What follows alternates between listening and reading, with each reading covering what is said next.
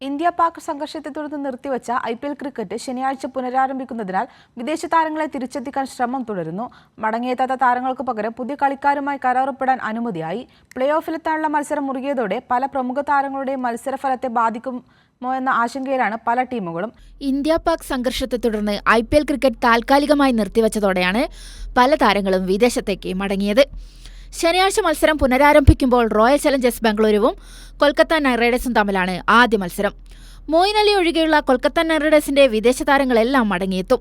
Andre Russell, Sunil Narine, Quinton de Kock എന്നിവരെല്ലാം തിരിച്ചെത്തുമെന്ന് അറിയിച്ചു കഴിഞ്ഞു.